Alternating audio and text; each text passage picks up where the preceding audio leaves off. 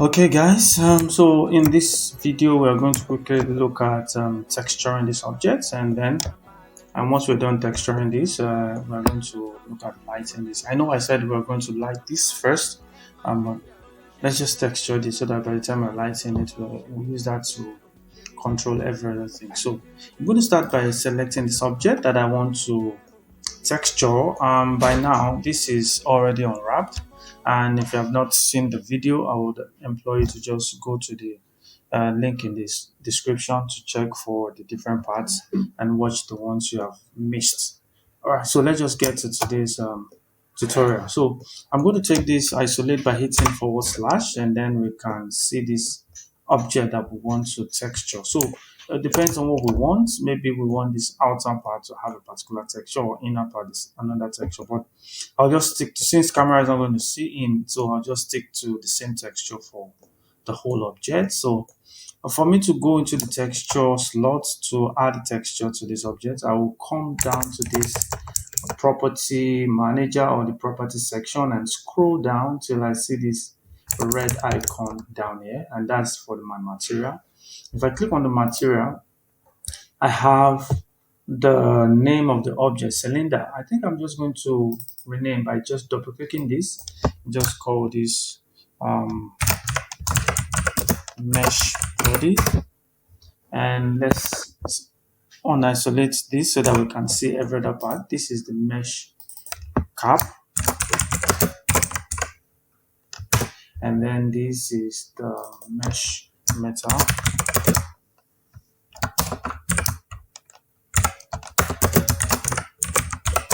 All right, so I have all of that so that I can see them and know what I'm working on. So now the mesh body does not have any texture, so we need to add it. It doesn't have any material. So we need to add a material to it. So for me to add the material, I'll click on plus and then new. But because there is no material here first, if I just click on new, it's going to add a material now. So that's how you add a material to the object. But now I've added the material, and now this object has that material. If I come here and change color, you will notice that this color is not showing here, and the reason is because in Blender you have different visual styles, and all before now we have been looking at X-ray, right? It shows you the X-ray format, but there are still more visual styles here. We have the wireframe, which will just show you the wireframe of the object. We have the shade viewport shaded, which is what you currently have. We have been working on viewport shading. Then you now have your texture. You can see this icon that looks like the material icon. That is the viewport shading material preview mode. So if I click here, you can now start see the color. If I come here and change it to any other color, you start seeing them. All right, so this is where we're going to be to when we want to do all of this. So you notice that this guy has all of this hash line. I don't want that.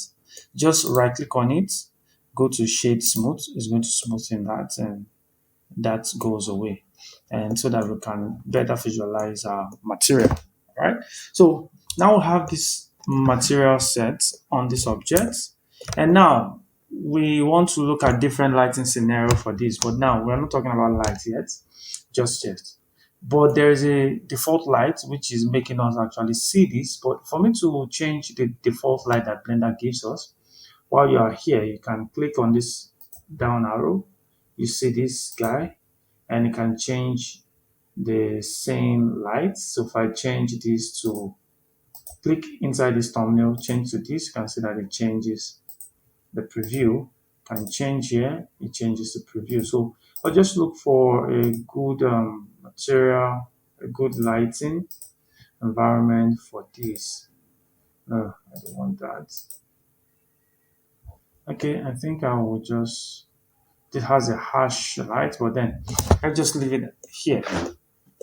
So we have this object that we have added the materials to, and then the default material we have is principled shader or principled BSDF. So this changes the color, and we can change the color to any color whatsoever we want. Okay, so you can just choose any color you want right here, and that becomes the color of the product. Then you also have your roughness, which tells you how shiny or glossy your object is going to be. Right now, the object is really glossy. And if I take my roughness down, it start becoming shiny and it start reflecting the environment. You see, it's going to reflect the environment into this. So this, you can see all of these trees, and that's from the texture you have here. I can start to see the sun, and while I'm moving, you're seeing every other thing here. All right. So if I want to really decide how the object is going to be in terms of text, in terms of reflection, then I can use the roughness to say how much of glossiness I want this to be. So I would not want to be in that on the default value, which is 0.5. I want to come to like maybe 0.25. I still want it to be a little bit shiny, but not too totally shiny. It still has more gloss to it. All right, so that's that. But now the thing with this is that it's easy for us to do this. You would not really see any, if you're adding the color to this object and you don't have issues. And you actually do not even need unwrapping if you are going to be just working with the colors here from Blender. But if you are going to be imputing a map, a texture map to it, that is why it is important for you to unwrap, which is what we've done. So when you are modeling any object, always put it at the back of your mind that even if you are not going to be adding texture on top of it, maybe later in future you might want to go back, revisit it, and add texture to it. So it's very good practice to always unwrap your object, and so that anytime you come back to it, you know that the object is ready for export and for anything you want to do to it. So I have this, but it still looks 3D. It doesn't look realistic. I want to do two things to this object. I'm going to break the glossiness of this object, the roughness. I want to break it with some texture, which will show me whether some parts are touched, some parts are glossy, and some parts are shiny, and all of that. So how can I do that? I'll have to move away from the layout so that it can better help me visualize this and set this up. So I'll go into a different viewport or into a different workspace, which is actually called the shading workspace. So if I go into the shading workspace, it's going to take me here. Let me just hit period to focus there and / to isolate again.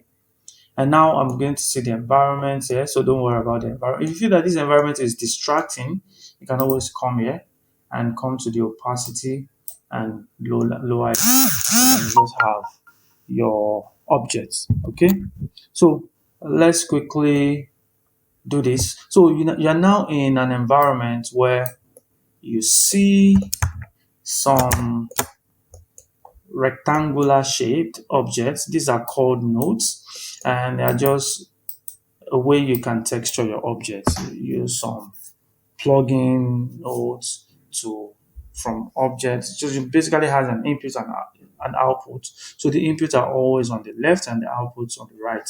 So whatever you want to put into this guy, you have to put whatever stuff you want. So I want to put a texture here. So there are basically two ways you can do that. You can actually use the native Blender's texture maps to do that, or noise maps to drive that, or you can have an image file that you can use to do that. So I will quickly show you both. So how do you plug in things? You just add by clicking on this add, and then you can search and look for anything. So I want to search for noise. You're going to see I have a noise texture, and I want to plug the factor into the roughness. So before I even plug into the roughness, I want to show you that you can actually put that into any node here. So if I take it into the color, it's going to, you can see that it gets rid of my red color. I now have this showing what's, so this is now driving my color, this noise texture. So I can actually quickly use that to visualize what the noise is, or I can put in my roughness But for me to be able to visualize, I need to turn on a node plugin. So how do I turn that on? You go to your edit, preferences, and under your preference, you go to add-on, search for node. What you are looking for is node wrangler. Make sure this is checked. Once you check it, and then you can click on this hamburger menu. You want to save your preference so that anytime you load Blender again, you don't have to come and activate it every time. It would have been activated for you. So once that node wrangler is on, you can quickly visualize any of this node by holding down um, Control Shift and then clicking on that, left clicking on the object. So if I hold down Control Shift and I like click on this, it's showing me what this is. If I hold down Control click to click, it's showing me what this. It will just plug it directly to the surface. And for those that have more than one output, if I Control click the first time, it's going to show me the first output, and Control click again, it circles to the second output. So that's that. So you can just easily quickly see what this is doing. And then once you are done, you just Control click here and it takes you back. So let's just quickly control this noise. So we have the scale of the noise. I can, reducing the scale will increase the scale pattern. So it's just like it is more like an inverse of what you're doing. So if you increase the value here, it reduces the scale on this noise. So if I do this, you can see that we are beginning to see that they're having some parts which is shiny and some part which is really glossy. So basically what this map does, it takes grayscale value, black and white. Black means the object is going to be really shiny, reflective, and white means it's going to really glossy. So let me increase this texture. I really want to drive this texture. And then I'm seeing some of this. I don't really see the black parts very well. So we can also use this detail to also add detail to the noise. You can see if I really zoom into this, let me increase this. If I bring the detail down, you can see what I'm not really seeing the detail in this texture, but now you can see that is fine. And now I can also distort if I want to distort it, and it gives me this effect. But I do not want to distort, so I'll just leave this as the default. So what I will want to do is I'm trying to make sure that this noise is really pronounced. The black is really blackish in color and the white is also pronounced. So, but it's not really showing me that there's no control here. Even if you come here and change anything, it's not really going to show anything. So I'll just leave it at 3D. But then how do I force this dark part to be really black? And so we can actually do that by using another node to force that to remap it, and it's called the color ramp. So I'll just add search, or I can do Shift A. You can also do Shift A here, and you can just type color ramp, and you will see the color ramp. Once I click, I'll just put it in between the lines. This line that is going from the what's it called? From this fraction, and it's going to put that node here. But it's still visualizing this. I want to visualize what this is showing. So I'll Control Shift and click this, and it will show me what this is showing. This is basically what we have here. No difference. You can see there's no difference whatsoever. So, but now the good thing is I can now use this to drive that. So if I start bringing this, see that my black is becoming blacker more and more, and I can use this to actually drive this. And my white, if I bring this, the white will begin to become whiter and whiter. So I want to have a little bit of mid-tones in between, and I do not want my white to be totally white, because right now if I check this, you're going to see that we are having this. This is the black part and this white part. So I don't want to have a totally black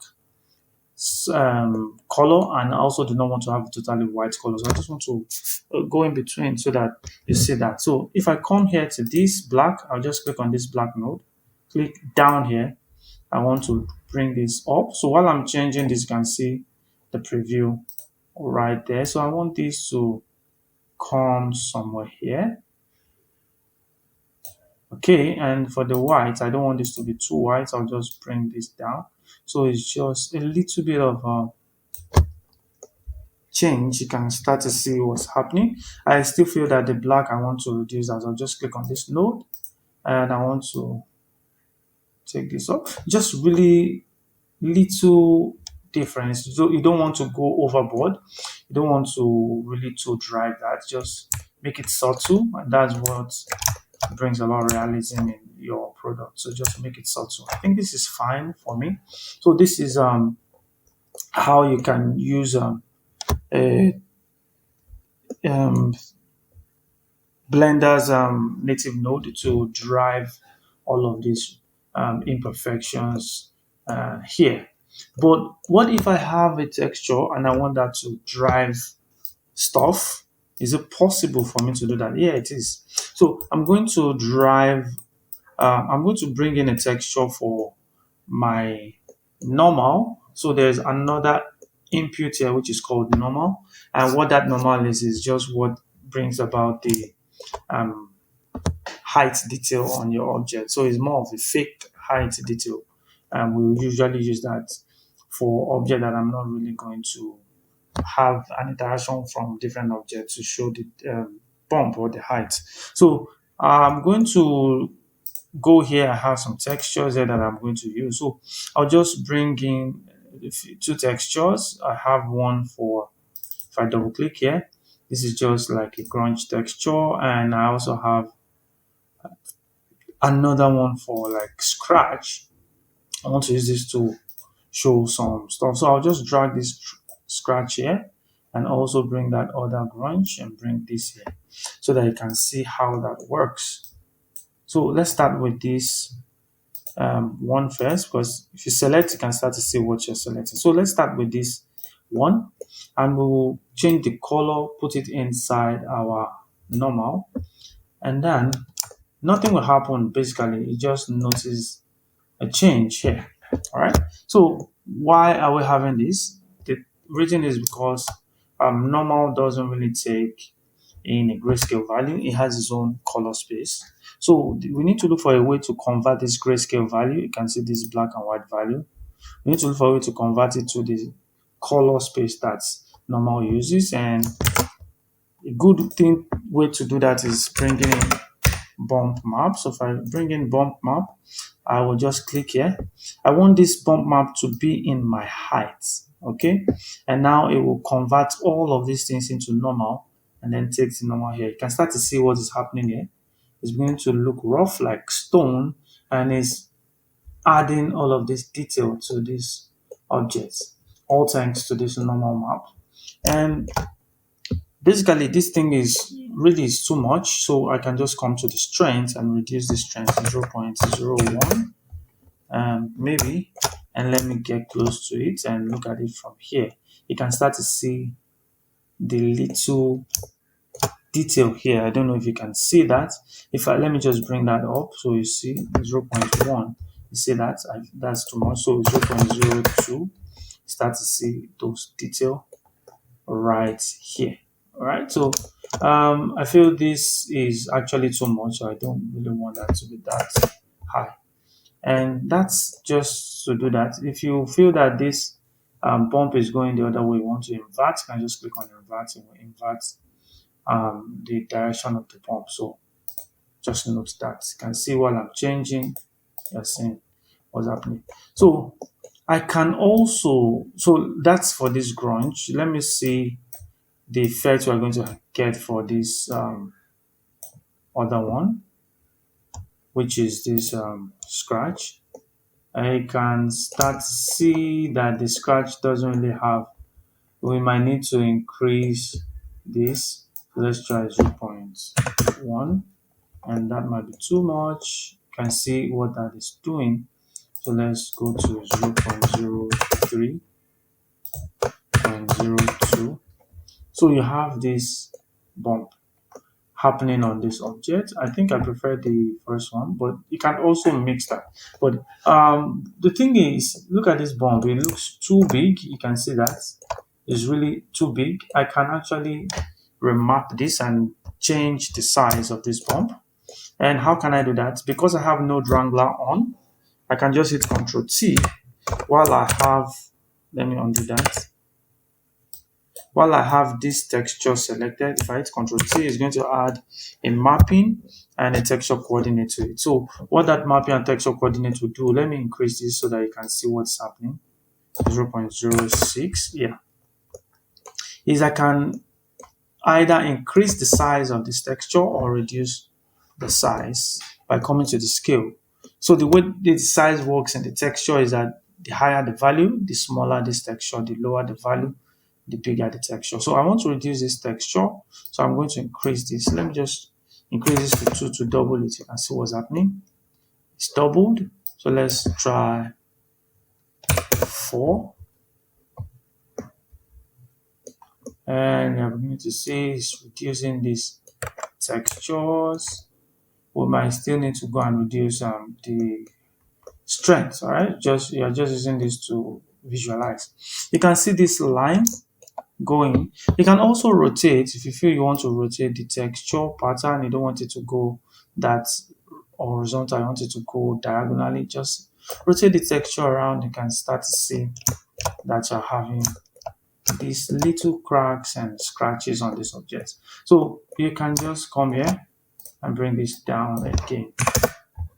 That's just how you can use your downloaded texture to drive some of these materials, some of these channels in the material. So I think I like this. I will just stick to this. And so I'll go back to layout. So the only thing I want to do is I don't want this color. So I will just change this color. So I will click here and drag. Actually not that side. I want it to come vertical. So I can just click here and drag to the side. While I'm dragging to the side is I want to change this to image texture. Sorry, image editor. And then I can, so I have some node color images palette that I want. So why I'm bringing this here is because Blender, as of this version, Blender cannot sample colors from outside Blender, so it has to be within Blender. So that's why I had to bring this. I want to sample this particular color. So if I come into the color section and I click on the eyedropper, I can actually sample this, and that will sample this for me. You can see we have this color. If I feel that, okay, I want to change the color, I can change that, and that will change. See that? All right, so just note that you can always sample any color you wish, and Blender will do what you want. I think I'll just go with this, even though it's giving me brown. So, but then it's just light information is also playing a part to this. So once I'm done with this, the next thing I'm also going to do is to add a subdivision surface. So not subdivision surface, sorry. Yeah, subsurface, yeah. It's subsurface and not subdivision surface. Subdivision surface is modeling is on geometry, but for texture is subsurface scattering. So I want to add subsurface scattering to this object. So what that subsurface scattering does is just to make the object transmit a little bit of a light. I actually use that for plastic objects and rubbers and all of that. So, and I will come here and increase. But the thing here is the higher the value, the more the impact of the subsurface. You can see it's beginning to look too white. The reason is because the subsurface is at its 100%. So we don't want that. We also want to just add a little bit of it. So I'll just bring this a little bit low. You can see while I'm bringing this down, you're seeing the impact. So you can see the impact on this side. So it's 0.03. It looks fine. 0.04 or 3. Let's just say 0.04. and that's fine. You can see it looks more like this candle-ish stuff. So if you don't want this, you want to reduce that, you can just bring this down to maybe 0.25. You just a little bit of it. That's what I like adding that to my product like this, but not all products. So this is more of a plastic-ish product, and I can add that here. So now that I have this texture done, I actually do not need to stress myself. I just call this main color or main color, anything. So I can just forward slash to isolate that and just select this, add the same texture. So how do I add that same texture? Just click here, go to the main color, and that will be added here. But now the thing here is that this is meant to be its own product, another texture. So how do we do that? I'm thinking of changing this color actually. So let me just change this color. So and also I would also reduce that subsurface scattering. I feel that is too much still. And this value is depending on the scale of your objects. Just note that this object is really tiny. So I'll just go to 0.005. I think that's fine. So let's try 0.01. Okay, I will stick with this 0.01. So I'm going to select this, isolate that, and this part of this object is if you remember the reference, this is black plastic, so it's just a black rubber. So we need to select that, and so I will go to forward. I'll just hit tab so that I can select this. Just be in your face mode, alt and click this, alt and click that, alt and click. I think let me add this.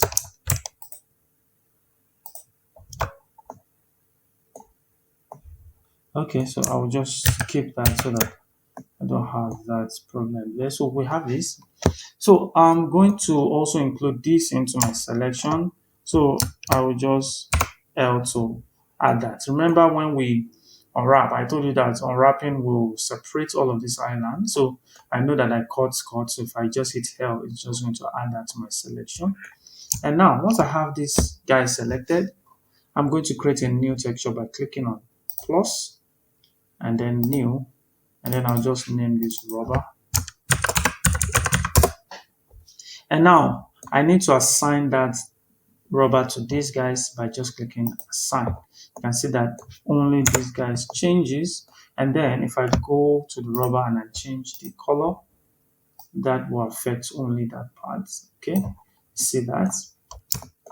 Even though we're having this spilling over to that point. So I think I will have to just go back, make sure this is not included. So I'm still having clipping, so let's just go into my view 2.01 so that we can get rid of this. You can see why we're having that.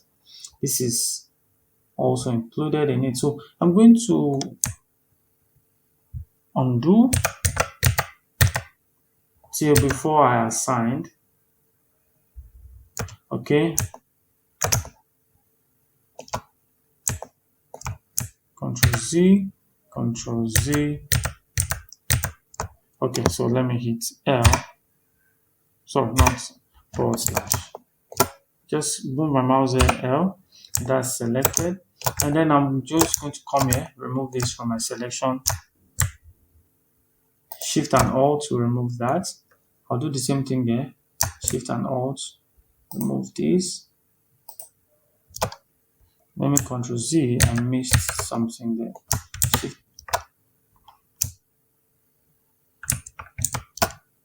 Okay, Shift and Alt to remove that.